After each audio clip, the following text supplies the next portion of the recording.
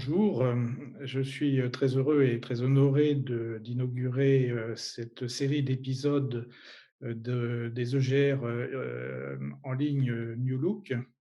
Et j'espère que vous serez nombreux à participer à ces différents épisodes qu'on a essayé de rendre le plus attractif possible en collant à l'actualité. Et je remercie toute l'organisation des EGR, Happy Ruby et le syndicat de nous donner la parole. Et pour commencer, il faut aborder un sujet qui est de totale actualité et qui intéresse les rhumatologues au quotidien, qui sont l'avenir des corticoïdes injectables. Et cette présentation est faite en collaboration avec Yves Mogard. Mais liens d'intérêt, rien de permanent. Juste un petit mot d'historique pour justement vous souligner que nous sommes à 70 ans des débuts de la corticothérapie locale, initiée par Hollander donc en 1950, à la suite des découvertes de la cortisol, de la cortisone, sur lesquelles je ne reviens pas. Or, pour les rhumatologues qui ont un peu la même expérience que moi, la pratiquant depuis une quarantaine d'années, on est confronté depuis 25 ans à une réduction importante de l'offre en corticoïdes injectables.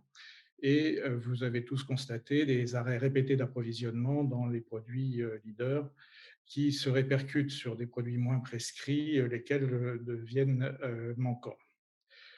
Or, on sait que même si la littérature n'est pas toujours aussi et performante que ces corticoïdes ont fait preuve d'efficacité à court terme, qui rendent des services au quotidien aux rhumatologues et bien sûr aux patients, à condition d'en respecter le bon usage et pour réduire les effets indésirables et les effets délétères éventuels. Il y a en effet un risque de pénurie, voire de disparition de ces traitements. Et l'objet de cet exposé est de savoir pourquoi on en est arrivé là et que faut-il faire pour garder ces produits pratiques dans notre arsenal thérapeutique. Alors, la problématique, en fait, elle est sur 3 points. Il y a bien sûr cette disparition progressive des corticostéroïdes injectables, et on va voir l'évolution, les raisons. Ensuite, plus récemment, ont été publiés des travaux qui évoquaient un possible effet délétère à moyen ou à long terme. Et puis, il y a l'émergence d'autres produits injectables qui agissent à plus long terme, qui ne sont pas pris en charge et qui peuvent aussi concurrencer, voire rendre obsolètes ces pratiques de corticothérapie locale. Les injections, je n'ai pas besoin de vous le rappeler, de corticostéroïdes, c'est un traitement qui peut être en première ou en deuxième intention selon les douleurs, le handicap et l'impossibilité d'autres traitements, qu'elle doit toujours se faire après avoir éliminé un certain nombre de contre-indications qui restent rares et après information du patient, qu'il est nécessaire de faire une imagerie préalable pour euh, affirmer la pertinence de l'indication, que l'évolution ces dernières années a conduit à développer l'éco-guidage, l'éco-repérage pour une précision et une plus grande efficacité, et ce qui fait que le dogme sur lequel les plus anciens d'entre nous ont vécu des 3 infiltrations systématiques n'a plus lieu d'être. Qu'il faut utiliser des produits de puissance adaptée à la pathologie, au site et aux patients. Alors, un des débats, c'est cette courbe, soulignée par cette courbe en U, c'est qu'effectivement, il y a une efficacité à court terme des corticoïdes, mais dans la durée, ces corticoïdes peuvent faire apparaître des effets délétères par rapport à des groupes contrôle. Et il y a eu quelques études comme ça qui font qu'il faut toujours bien réfléchir aux indications, et on y reviendra. Alors, vous voyez qu'il y a 25 ans, on avait au moins une dizaine de produits et la moitié ont disparu pour différentes raisons depuis la première disparition du Dilar en 1997, puis du Dectancil, du Tétarol, qui était un autre acétonide de triamcinolone, de l'hydrocortisone et bien sûr, comme vous le savez tous, depuis septembre 2016, la disparition de l'Altime. Si bien que on se retrouve actuellement avec cinq produits au moins disponibles en ville, et qu'il y a également un retrait programmé du Kenacort 40 qui a suscité beaucoup d'émoi dans la communauté rhumatologique. Euh, pour mémoire, le Célestène est moins utilisé, c'est un produit à la fois soluble et un peu retard. Euh, et en dehors de ces produits qui restent, il faut souligner bien sûr les ruptures de mise à disposition répétées qu'il y a du fait du moindre produit et des problèmes de difficultés de production qui ont concerné notamment le diprostène et l'hexatrione. Alors, qu'est-ce qui va rester? Pour l'instant, en ville, probablement trois produits, l'hydrocortencil, le diprostène et l'hexatrione, dont les indications sont un peu différentes, et à l'hôpital, un produit soluble pour les injections rachidiennes, qui est la dexaméthasone. Est-ce qu'on a des espoirs de voir réapparaître ou apparaître de nouveaux produits? Euh, le laboratoire qui commercialise le Kenacort évoque la possibilité du Kenacort 10 mg qui est commercialisé en Belgique. Euh, il y a régulièrement des bruits qui courent sur un éventuel retour de l'Altime, mais rien n'est moins sûr.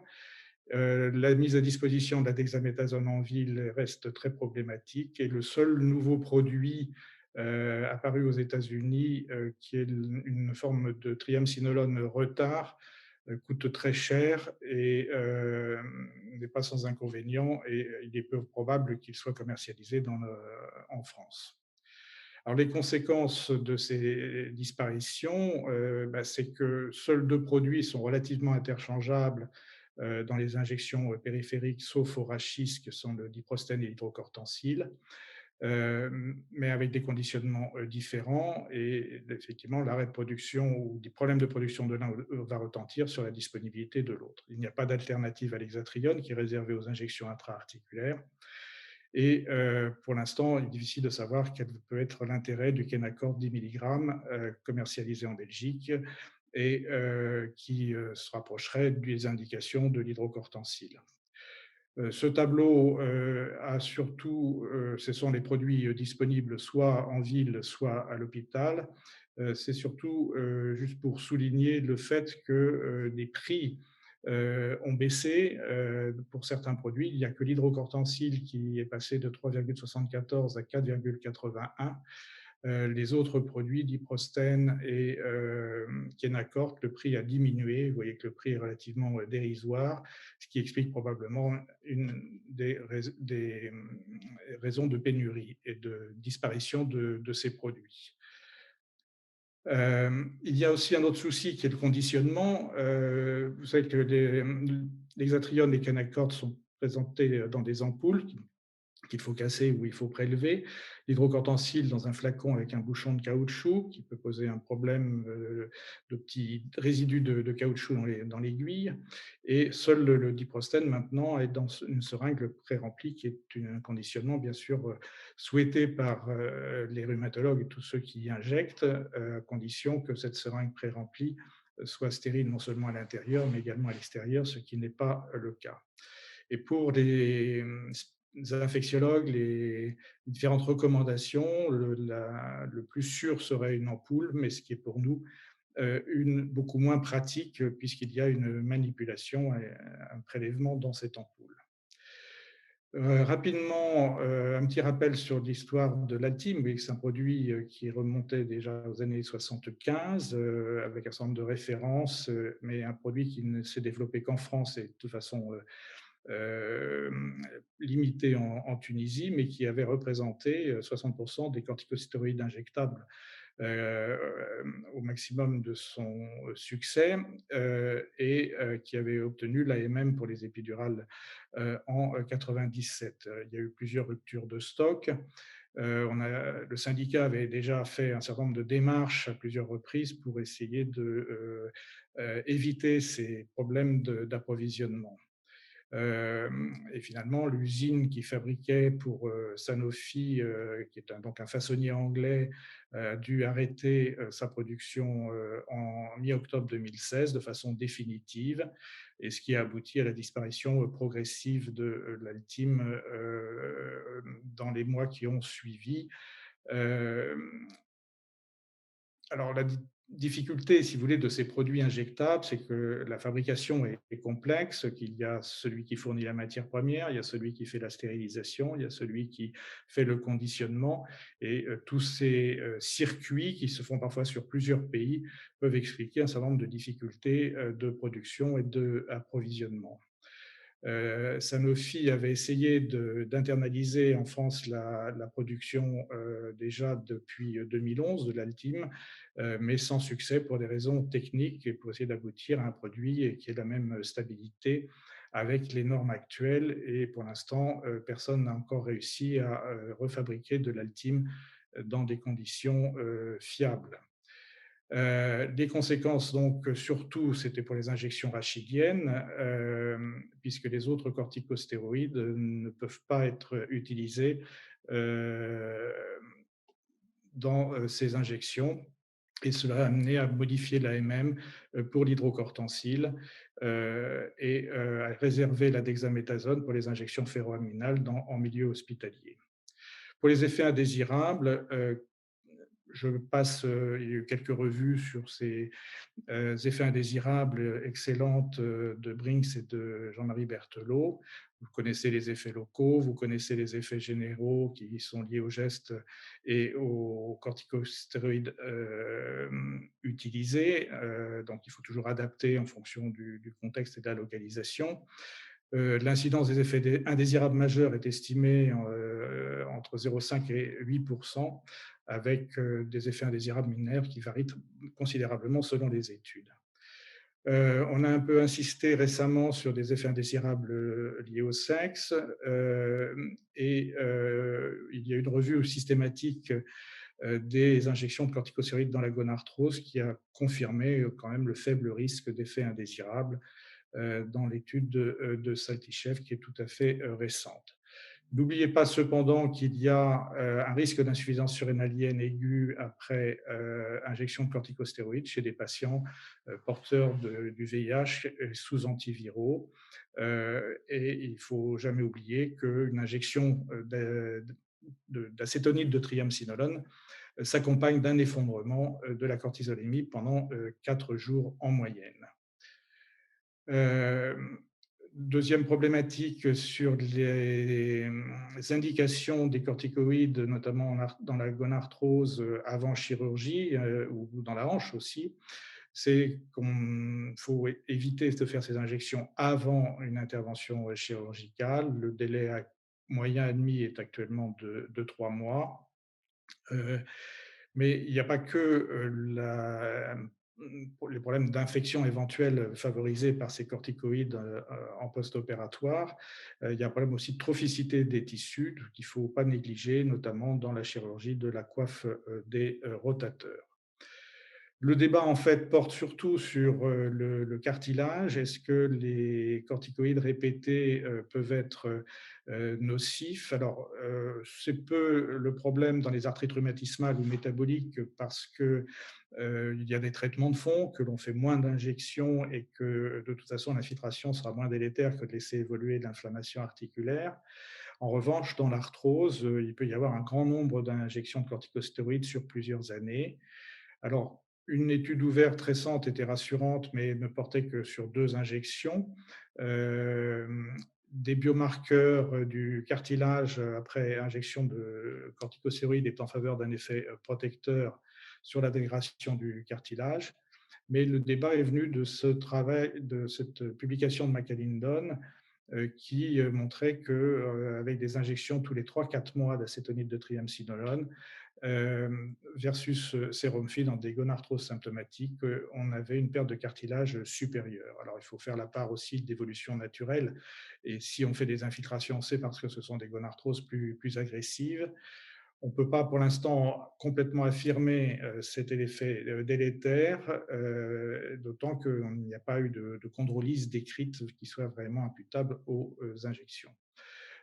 Enfin, concernant le tendon, quand il y a une rupture tendineuse après injection de corticostéroïdes injectables, il faut penser à une évolution naturelle d'une tendinopathie insuffisamment prise en charge, à une reprise trop précoce du fait de l'antalgie obtenue ou d'un rôle favorisant délétère éventuel des corticostéroïdes. Alors maintenant, avec l'échographie, on peut vérifier l'état du tendon avant injection et éviter les injections intratendineuses en privilégiant les injections dans les bursopathies associées ou autour du tendon. Et il faut surtout se méfier d'une recrudescence douloureuse d'une tendinopathie qui peut annoncer une rupture et éviter d'infiltrer pour ne pas être accusé d'être le responsable. Vous voyez que dans différentes études, l'imputabilité n'est certaine que dans 2% des cas. Donc restons prudents. Certains tendons, il faut d'abord rechercher les facteurs de risque avant toute corticothérapie locale, fragilité tendineuse, hyperlaxité, les traitements associés. Certaines injections de corticoïdes peuvent être faites sur des tendons dont la rupture n'aura pas de conséquences fonctionnelles, comme le long-biceps ou les épicondyliens.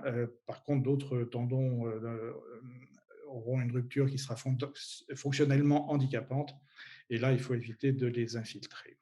Donc, jamais en première intention, il faut toujours laisser une chance au tendon de guérir sans injection. Abaté a montré récemment ce tableau qui montre les multiples facteurs qui peuvent intervenir dans la réponse thérapeutique individuelle dans les tendinopathies avec l'usage des corticostéroïdes. Euh, pour terminer, les interactions avec d'autres produits injectables, l'association avec l'acide hyaluronique est controversée lorsque les produits sont injectés en même temps. Certains corticostéroïdes peuvent dégrader l'acide hyaluronique. Ça semble moins le cas avec les acétonides de triamcinolone, mais cela apporte surtout un bénéfice au tout début du traitement sans potentialisation à long terme. Et il est possible que l'acide hyaluronique réduise les effets délétères potentiels des corticostéroïdes. En tout cas, il faut éviter de les injecter en même temps. De même, il n'est pas recommandé d'associer les PRP avec les corticostéroïdes. Euh, on peut poser la question de savoir si finalement les meilleurs résultats à long terme que l'on peut avoir avec le PRP notamment, si on n'a pas fait de corticostéroïdes, est peut-être non pas dû à l'effet des PRP eux-mêmes, mais à l'absence d'effet délétère à long terme des corticostéroïdes. Pour conclure, des corticostéroïdes injectables restent indispensables à la pratique rhumatologique quotidienne, et il est absolument certain que leur disparition impacterait fortement notre activité et aurait des conséquences importantes pour nos patients, notamment dans l'arthrose, dans le traitement des radiculalgies ou des syndromes canalaires. Donc, il faut que nous nous battions pour garder ces produits. Que faire pour éviter cette pénurie ou une disparition? Alors, avec le Conseil national professionnel de rhumatologie, la Société française de rhumatologie et le syndicat, nous sommes en train de mettre au point un livre blanc en défense de ces traitements. Il faut exercer une pression sur les pouvoirs publics pour maintenir des prix corrects et sur les laboratoires pour maintenir ces produits en essayant d'en améliorer pour eux la rentabilité sans que ça pénalise trop, bien sûr, les finances publiques. Il faut faire des enquêtes de pratique. Il faut certainement revaloriser ces traitements, essayer d'avoir une sécurisation des approvisionnements et des stocks. Il faut qu'il y ait des recommandations de sociétés scientifiques, et avec la Société française de rhumatologie, nous allons mettre en place des recommandations par une méthode Delphi pour ces corticostéroïdes en injection locale. Il faut aussi solliciter les associations de patients. Les patients sont souvent demandeurs d'infiltration, même si parfois la peur de l'aiguille ou la peur de la cortisone peut les faire hésiter. Ceux qui en ont eu souvent en redemandent. Et il faut aussi continuer à faire des études complémentaires. Alors, je vous remercie de votre attention, et nous allons maintenant, avec Yves Mogard, pouvoir répondre aux questions que vous aurez posées au cours de cet exposé. Je vous remercie.